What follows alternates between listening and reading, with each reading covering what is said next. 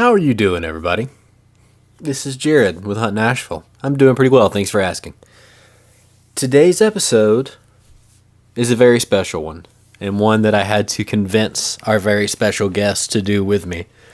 It is with our very own Kevin Weaver. A lot of you know Kevin from his hunting stuff, from us doing Double Trouble together, and also he's been a drummer and played with a lot of different people, but there's a lot of stuff that he's had the opportunity to do that you didn't really know about.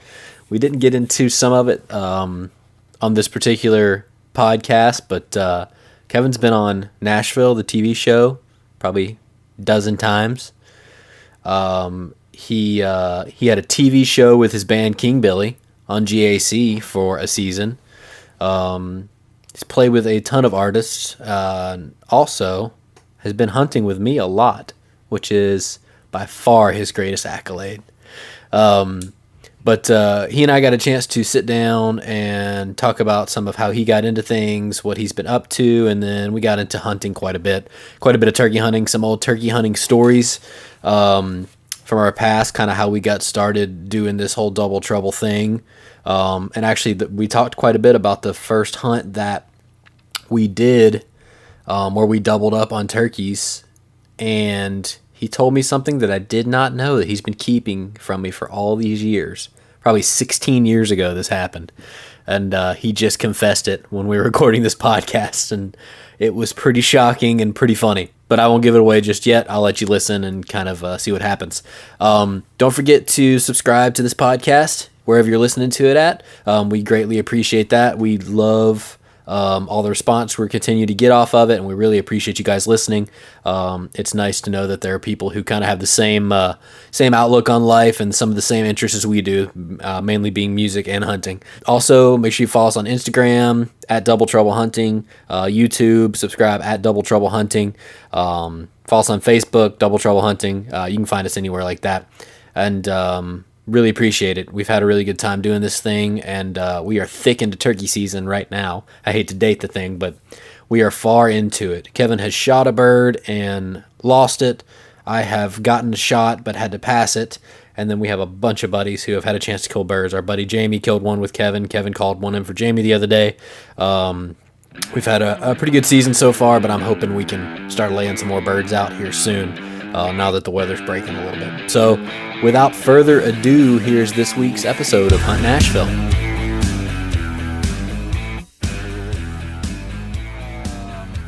Hey guys, this is Jared with Hunt Nashville. I'm here with a super special guest, one that took a lot of planning to get in and try to get some time where he could sit down and spare about a half an hour of his very busy schedule, and somebody that I feel like you guys haven't really gotten a chance to hear from yet. And that's Mr. Kevin Weaver. Hello all in podcast world. That's right. And you're welcome already. So, full disclosure, we recorded this entire thing about a month ago. and I messed up and lost the whole thing. And yeah, we sat in your truck for an hour and a half, I think. Yeah, it was a while. And I poured out my heart and soul. He did. He revealed things that he's never revealed before. And as soon as we finished, it wasn't even like later that day. It was like driving away. He was like, "Nope, we didn't get any of that." I was like, "Are you kidding me?" Yeah, my recording method took a big dump on me. So this time we have foolproofed it to where it'll actually work. And I wanted to do this one because you guys have heard Kevin a lot, and you will hear him a lot, obviously, because he's half of this whole thing. But he doesn't like to talk about himself a lot. Well, generally speaking, he doesn't like to. Let me tell you about how I don't like to talk about myself. You kind of have to drag it out of him. So this is a good forum for me to drag out some of the really interesting stuff that he's done in his past and continues to do. Sorry, Kevin just farted. Just like we're in the truck. It's a good. Dead going. Oh, jeez, and that's a perfect intro. Man, the screen's melting. It's a good thing our listeners are mainly men. That's true. It's like 97% men Right. now, I think, is what the podcast says. Right. I think our YouTube viewers, we have a few women on there, but it's mostly men. Well, on the obviously, podcast. the women are going to Well, want to see these faces. It's the eye candy, I think that's what it was. All Uh, right, so start at the beginning. Give me a quick synopsis of how you got into music initially, and then we'll move on to the later life. That still stinks. Sorry. That's so bad. That's so bad. I mean, it's burning my own it nostrils. stings the nostrils. So, yeah, I come from a musical family. My mom is a piano player, and my dad actually plays piano too, but he was always the guy behind the soundboard. But our family had a family band. We were in like Southern gospel style music and stuff. And so my earliest memories were every family get together was always playing music and doing gigs together as a family. And we would go on tour. I was born in Pennsylvania, and when I was really young, we were in Pennsylvania touring the Northeast with a band called Country Praise. And we moved to Florida when I was about 9 years old, and that is where I started playing drums. I always played like mandolin and a little bit of guitar when I was really little, and then I started playing drums when I moved to Florida. My parents took a job at a church called Christian Retreat in Bradenton, Florida, and my mom was the worship leader, and the drummer didn't show up one night, and she called me off the front row and said, "Kevin, get up here, you're gonna play drums." And I was Get up here and play, boy. Yeah. And I just got up there and started playing, and I'd always hit the drums a little bit, but that was the first time I was like, oh, I have to actually do this. And so I was 9 years old, and it kind of I could hear the angels. It was like, oh, Right. As I was playing, I was like, I'm gonna do this the rest of my life. And I knew it from that point on. Amazing. Yeah. And I never wanted to play anything else. Well, guitar a little bit, but Right. A little bit of mandolin. yeah.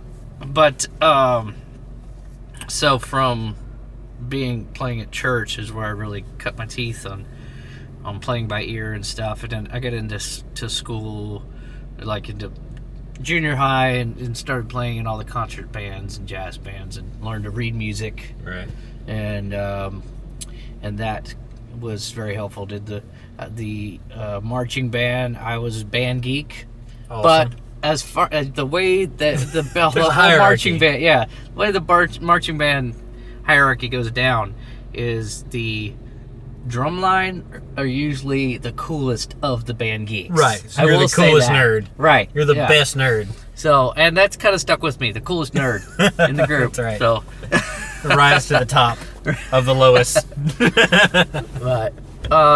but yeah, I just all through high school, it's all I did.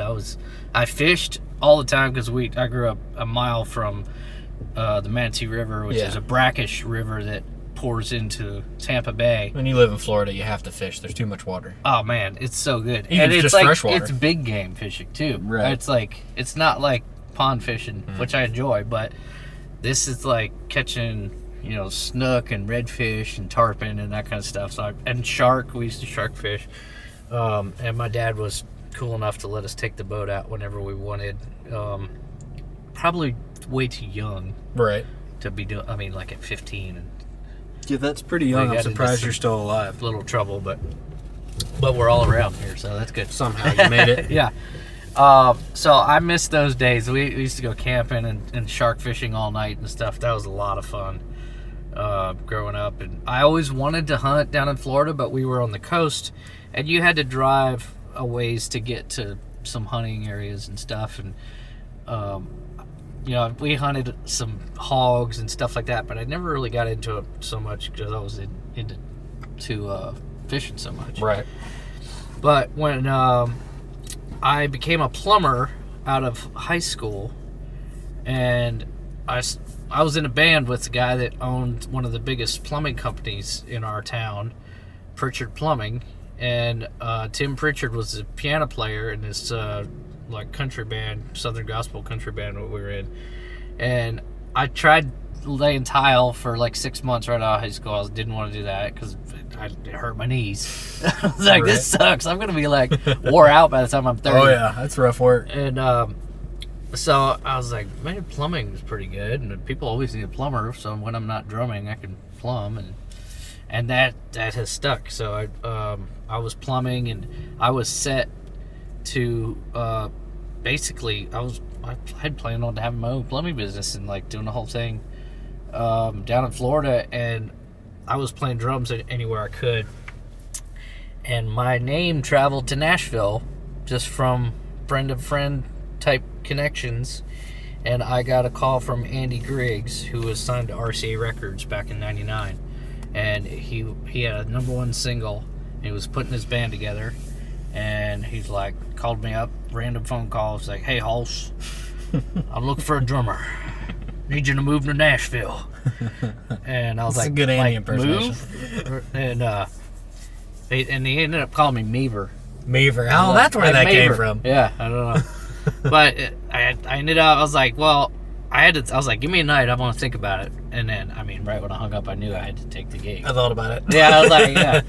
And so put my house up for rent and moved to Nashville. I loaded up a '84 Primer Black Custom Deluxe pickup and drove it 12 hours. And it was a 3-speed with a granny gear. Yeah, and he gets negative 16 miles to the gallon. That was an expensive trip and bumpy. Oh, and loud too. Right, That yeah. truck was so loud. Straight pipes my with gosh. headers. But I miss that truck. That was a good truck. Once I came to Nashville, that first, I went right from, I mean, we're talking, I was finishing up, I was like running plumbing in these mansions on the beach in Florida, learning Andy Griggs songs, because that first week I had to play on the Grand Ole Opry with Andy Griggs and also do Crook and Chase on TNN. And so I was super nervous and really green and never done anything like that. You So got thrown straight to the wolves when it comes exactly. to professional musicianship. I had to go right into it. And but I've been touring ever since then, since '99, with different people. Toured with Brett Eldridge recently for a year, John Party, the Henningsons, Runaway June right now. Trying to think over the years. I mean, it's just Kelsey Ballerini, You played with George Canyon for a little while. George Canyon. Well, you've King Billy was a big King part Billy, of my obviously. life.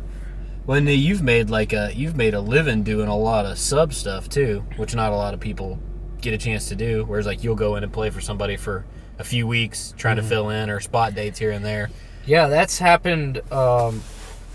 I just started putting that bug in people's ear, like when we were hanging out. Like the way to network as a musician is when you're out on the road, is to just meet different people, and it's not like, yes, you're networking, but it's not like you're trying to be, hey, I'm just gonna meet you because I want to, a gig from you. It's, right. You're generally, I'm wanting to meet who's out and who's a good player and who you like to hang out with.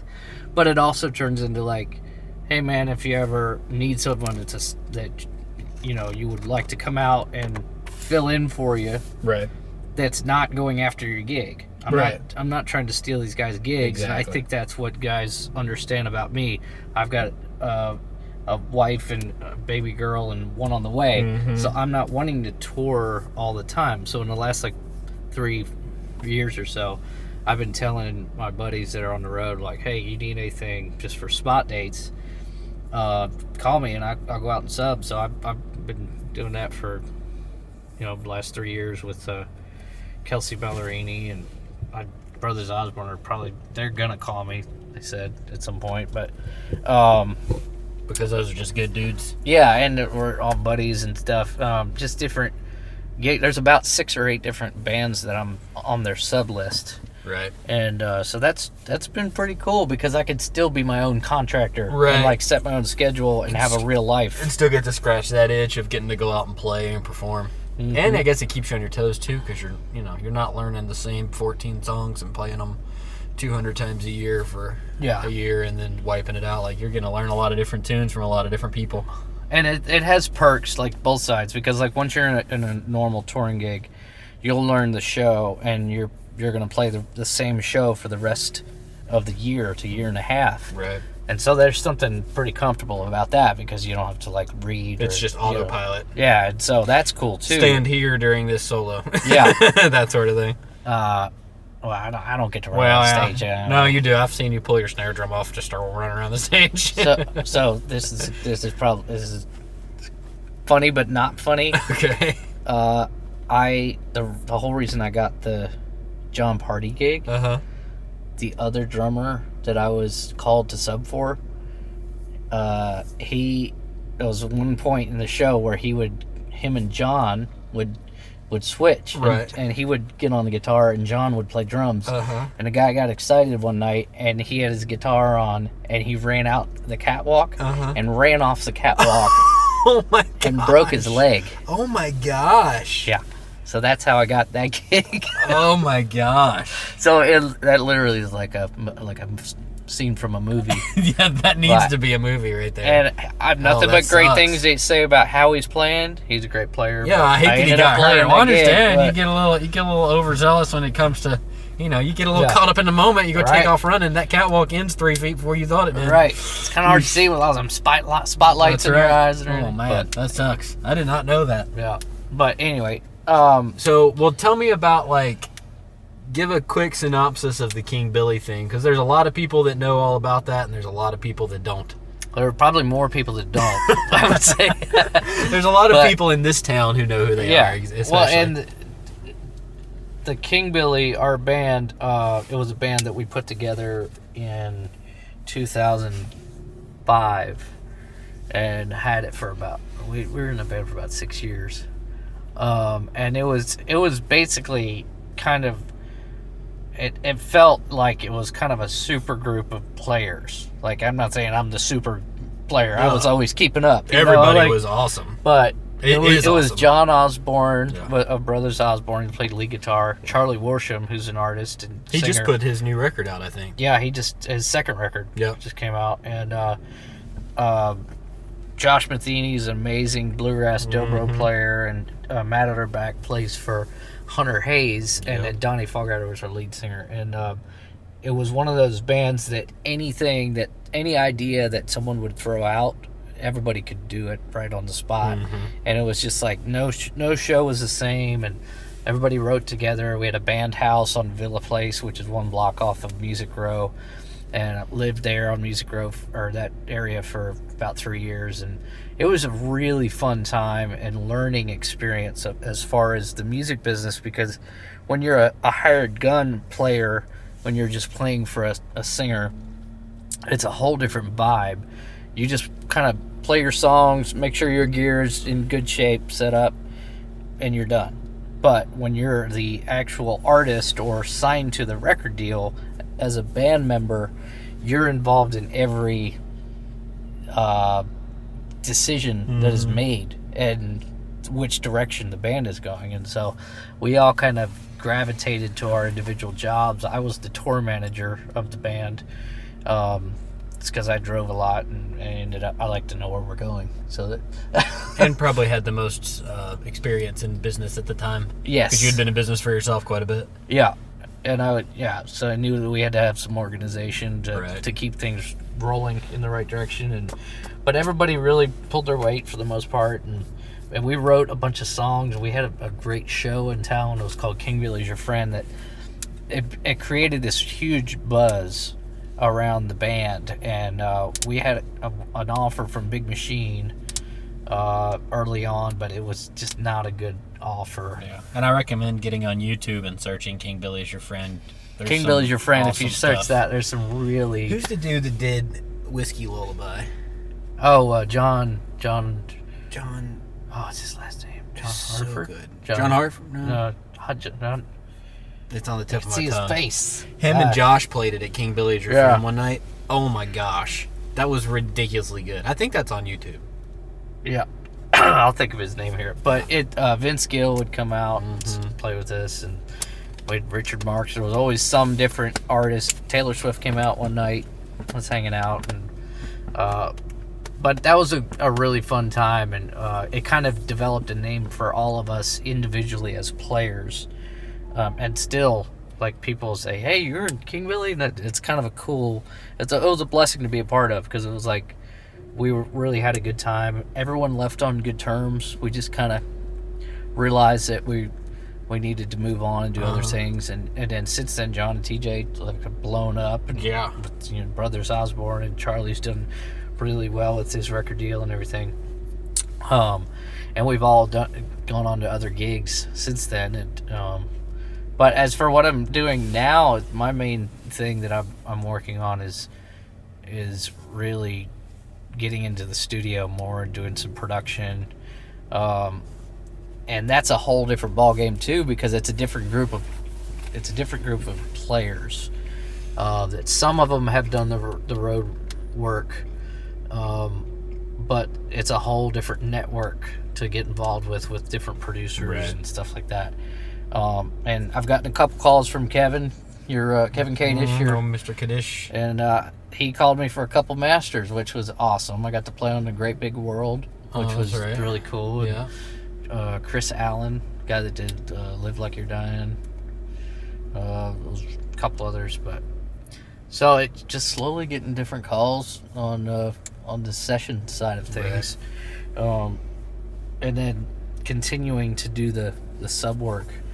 And I've had offers to take full tours right now, but I'm just kind of sitting back and not, because I just don't want to do the 150 dates a year anymore. I think you get to a point, especially when you have a family, where it's not as enticing to you. It also, below that, family is usually the number one reason. The reason below is it really eats into your turkey and deer hunting time. Man, it really does, because you're always gone on the weekend, so like 4 days, and I'm like Thursday through Sunday. And Jared can usually, he used to be able to hunt weekends. Yeah, I got 3 kids now, and they've all got extracurricular activities. So, and the problem is, they have soccer in the fall and the spring.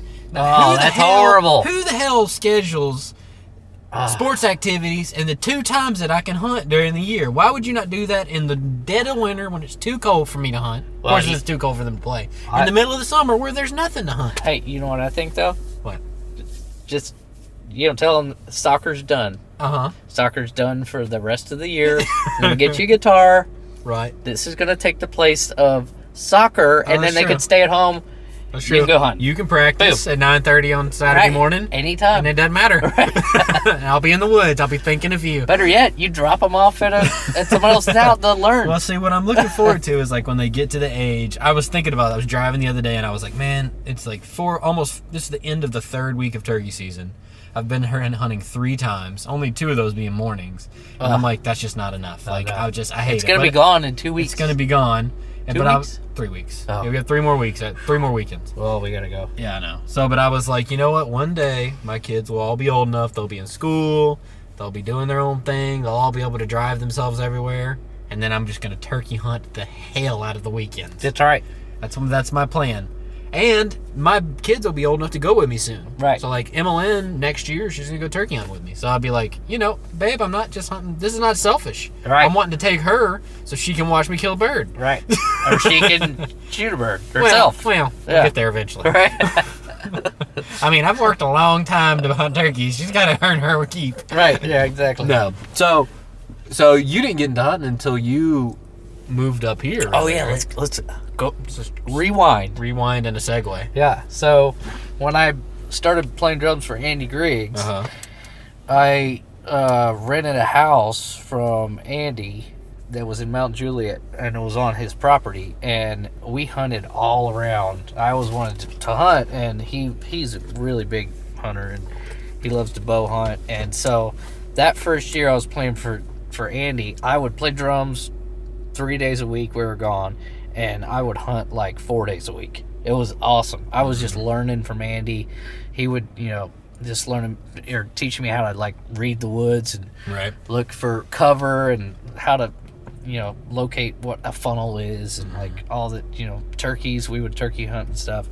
And so I was in turkey school from Andy Griggs for that first year I was in Nashville. And then everything I would learn, I would go to my buddy Jared's and we would hunt. And I would like, dude, This is what Andy was talking about, and I mean, no, in passing, I hunted with Andy maybe 3 or 4 times, not a ton with you, but in passing, I actually kind of learned quite a bit from it because I remember we were hunting somewhere. The spot will remain nameless because we shouldn't have been there.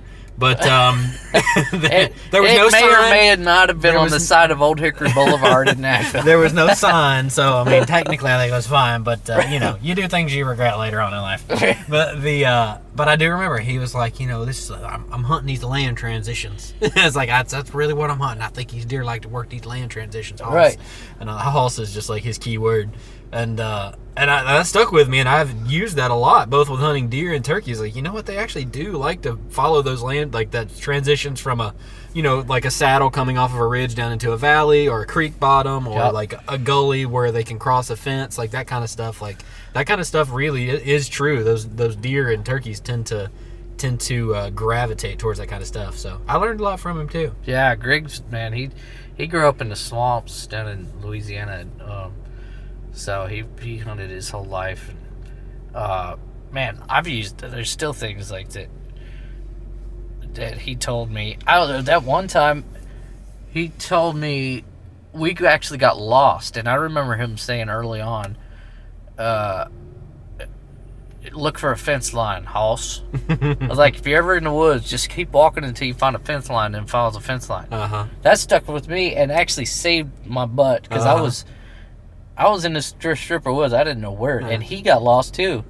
And I was like, dude, the fences go somewhere. Yeah, I followed the fence line, and I heard an interstate in the distance. I just started walking, and it wasn't 10 minutes later, and I was popping out down the field about 500 yards from the truck.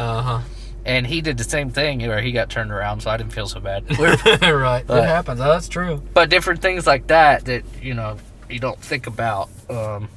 That's something. Here's a tip. When you're scouting deer, make sure you don't just keep your head down and you're just looking and walking for like 300 yards. You will look up and turn around and you'll be on the next ridge, and then you'll go up a ridge and go down a ridge, and the next ridge will look exactly the same. Oh, yeah. It's happened to me 2 times. And the one time I really was kind of nervous. I mean, I was just like, oh, this sucks. I'm really lost. And it was before like cell phone service was all that great.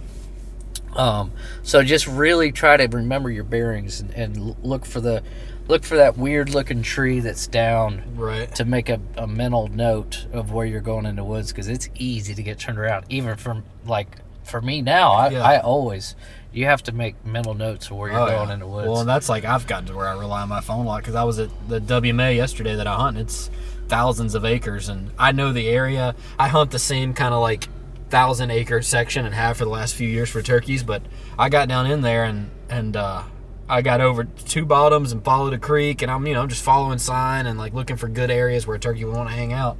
And I got to look. I was in this bottom. There was no cell signal, and I started looking around, and I'm like, yeah, that's definitely the way back. And then you start thinking about it, like, no, that's the way back. And then like all of a sudden, and luckily I have an app, the GPS app on my phone that I downloaded all the maps for that area onto, so I didn't have to have any cell signal. Yeah. So the GPS still works without a cell signal because it works off of satellites. And so I was able to say, nope, that's the way up. Like, and I was gonna totally walk the wrong way and end up in Lord knows where. So yeah, it's big. You can get lost easily in the woods, especially when you're hunting big tracts of land where there's not like houses surrounding it. You can't just look over and see where you're at. Well, it's something I do, which, if you check your email today, you'll see. I saw it. I saw it this morning when I woke up. That's why I texted you. Kevin Weaver, in my location. I will send Jared my location of where I'm hunting, because my wife doesn't know how to find me in the woods. I know she could never find me, and so I know Jared can at least find my truck. Yeah, and then I can take it and sell it. Right. So where happened to Kevin? I don't know. But I recommend doing that. If you're going hunting by yourself, just send your location to somebody that you trust. Yep. You can do it right off your iPhone. It comes in handy. And they know you're hunting. I didn't know you were going this morning. I woke up at 6:15 or 6:30, and it popped up Kevin Weaver's location. I'm like, oh, did you get anything? All right. It's like barely daylight. But yeah, it's so. I mean, I always think about safety first, and I just got a text message from Brian White showing he found this article. These guys, I think it was in Arkansas, these 3 guys were turkey hunting. They put their friend on the other side of this ridge, and he circled around and didn't tell him. Popped over the top of the ridge, and the guys were laying behind a fan, and he shot his buddies in the face. Right through the turkey fan. Right through the turkey fan. Didn't even see a head of a turkey. The dude was inexperienced, because you don't shoot at a turkey when it's in full strut, and you don't just shoot at a fan ever. In the woods. But B, that you gotta think. You gotta be really careful out here. Well, that turkey, like, I'm writing a blog article for our website about turkey reaping and like safety, like, and how to be safe doing it. But like, I was thinking through, like, when I was writing it, I was like, like reaping or fanning for turkeys, whatever you want to call it, in the woods is not really a great idea.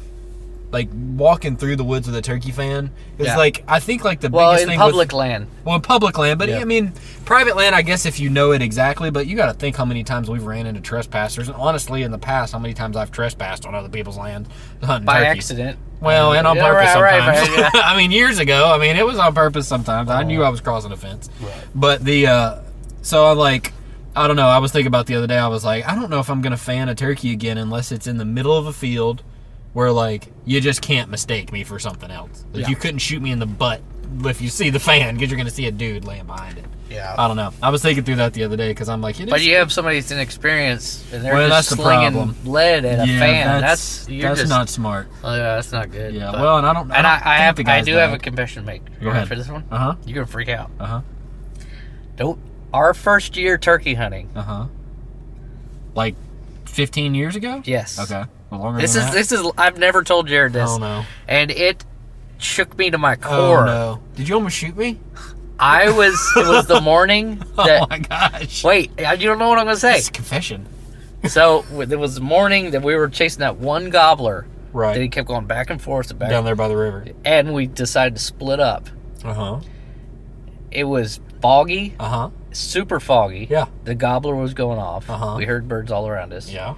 I went and sat down Uh-huh. and put my decoy on it. We're like, all right, well, see, I'm going to go around. You left. Uh-huh. And then out of nowhere, by my right in front of my decoy, Uh-huh. I saw movement.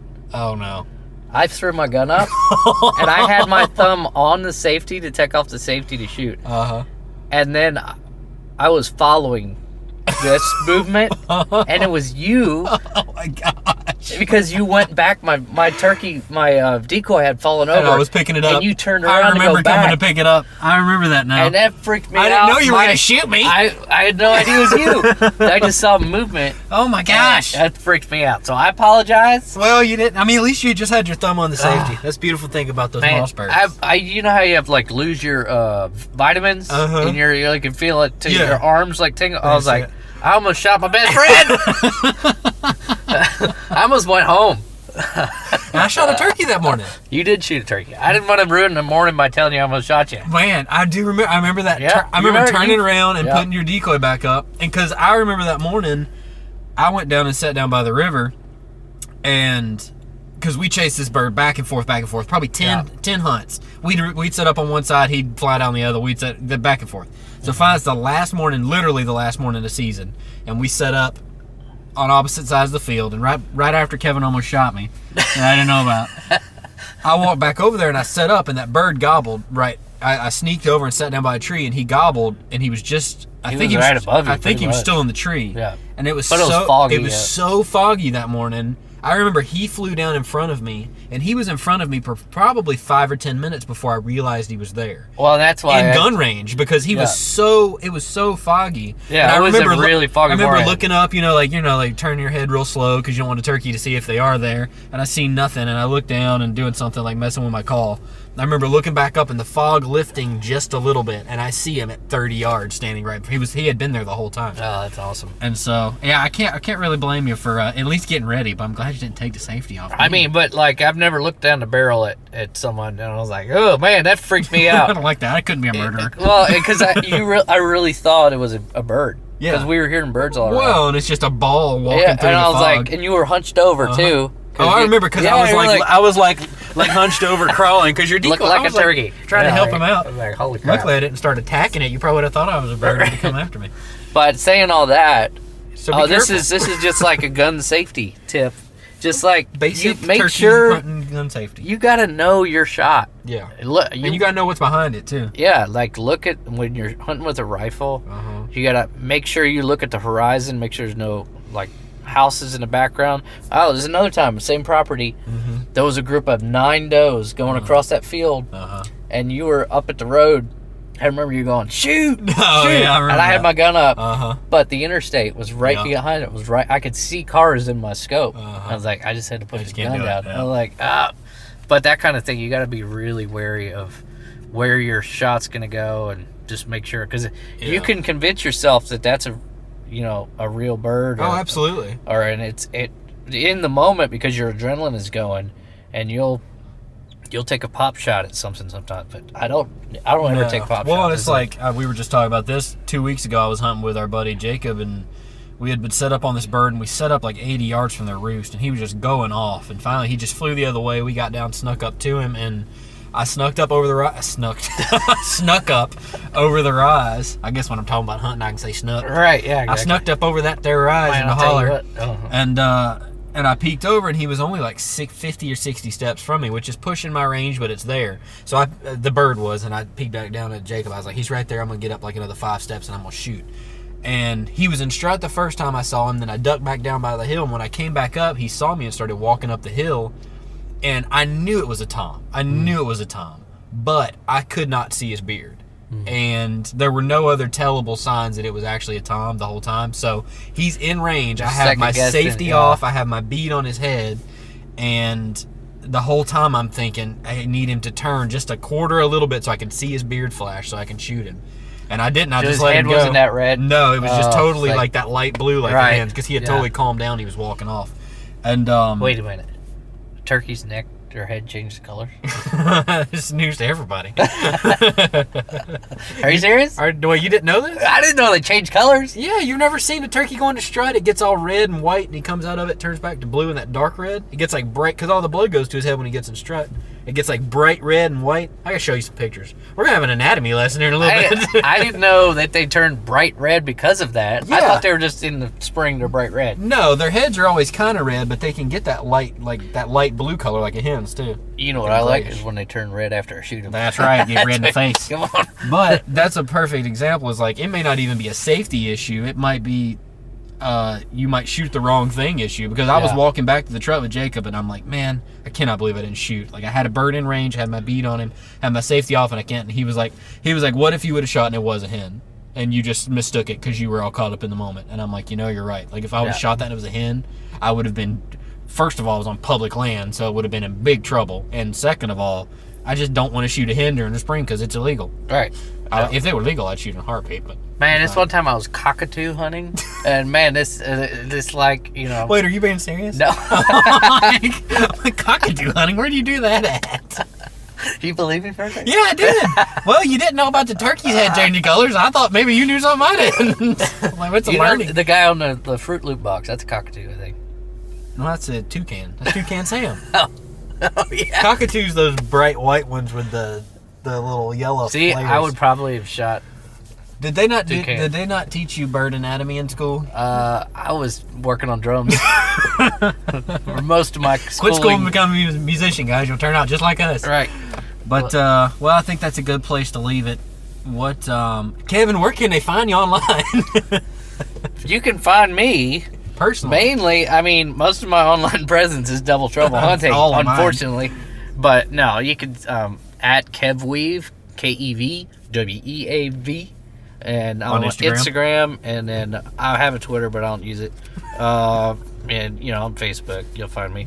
Me and there's a stock car racer named Kevin Weaver. I'm the guy that doesn't drive stock cars. I drive pickup trucks. There's a financial advisor named Jared Woodard. I get at his stuff all the time. All right.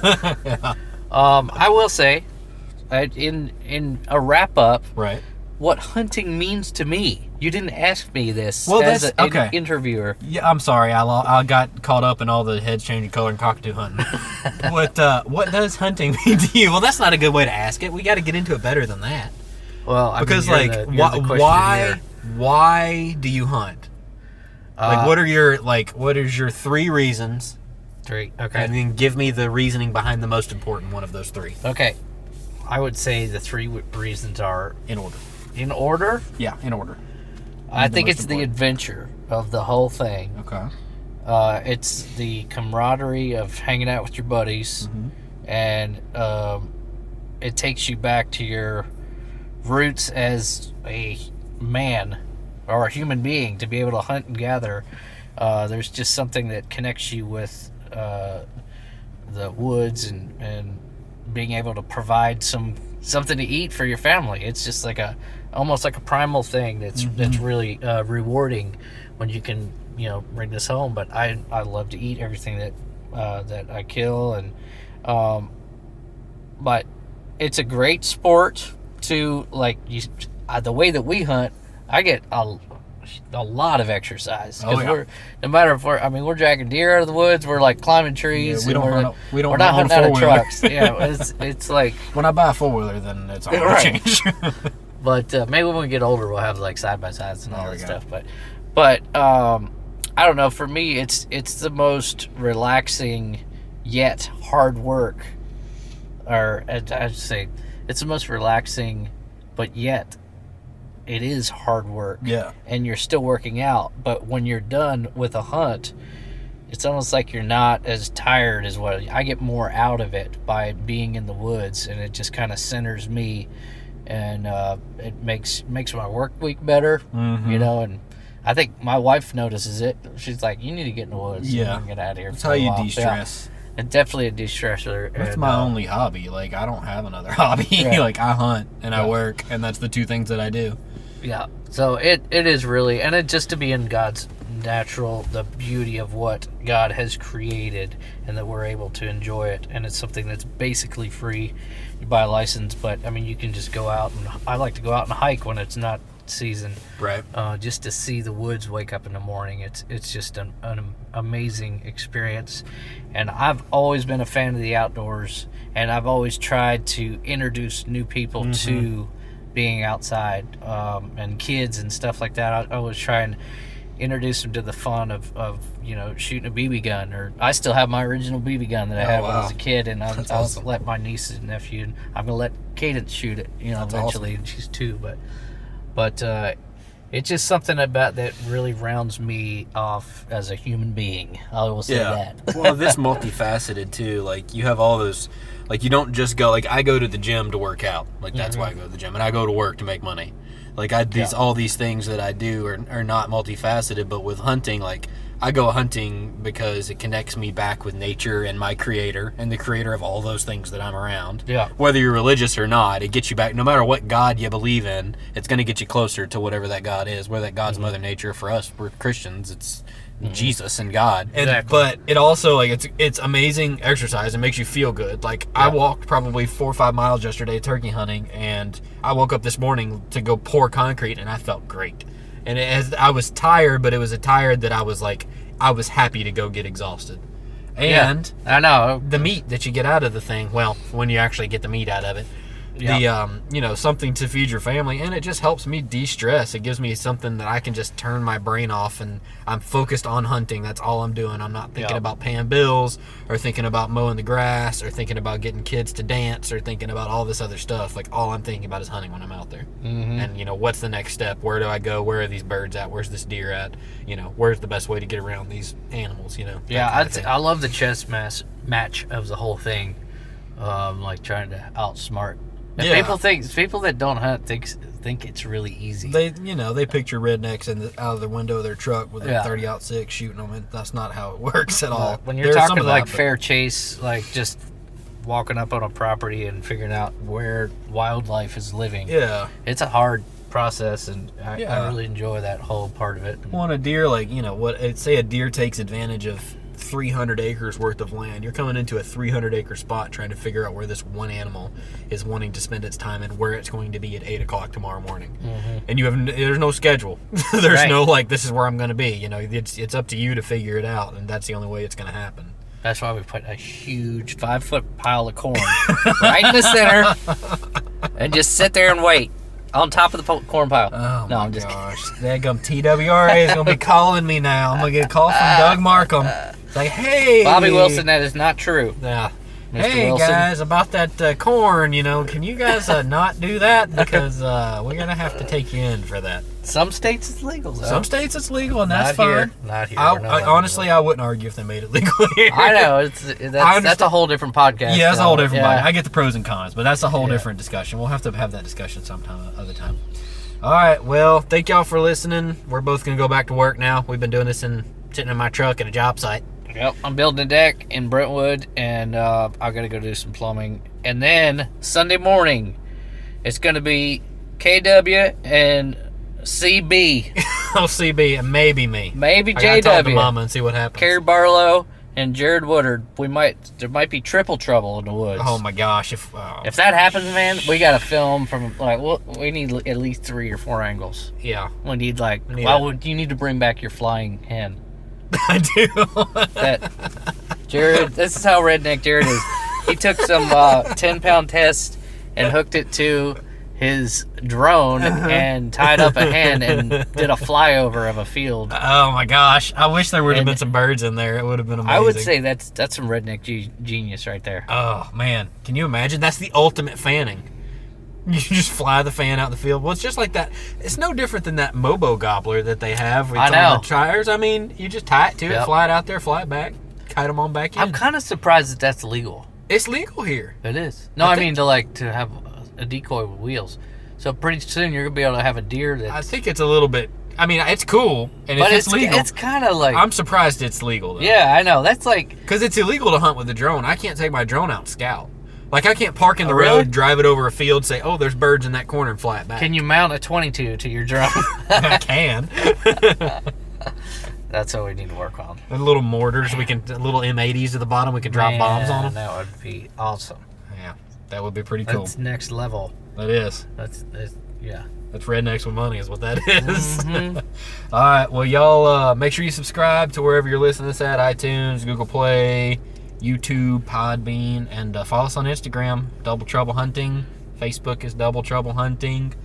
Let us know what you think. We're going to assume these things are the best thing you ever heard if y'all don't tell us it sucks. Yeah, we're just gonna keep going. Yeah, you're never going to stop us. If you want us to stop, you got to come leave a comment. Yeah. Let us know what you think. Like because we'll take your direction. Like if you think we should interview more musicians. Yeah, Kevin will get naked. More He don't care. I don't know about that kind of direction. Yeah, well, luckily we're not on video. That's the good. That's the next step. Yeah. But follow us on Instagram, on YouTube, subscribe, comment, and it's me and Jared that are running our YouTube and Instagram pages. You're not talking to some intern in a corner that doesn't know anything about hunting. You're talking to us directly. Who doesn't know anything about hunting?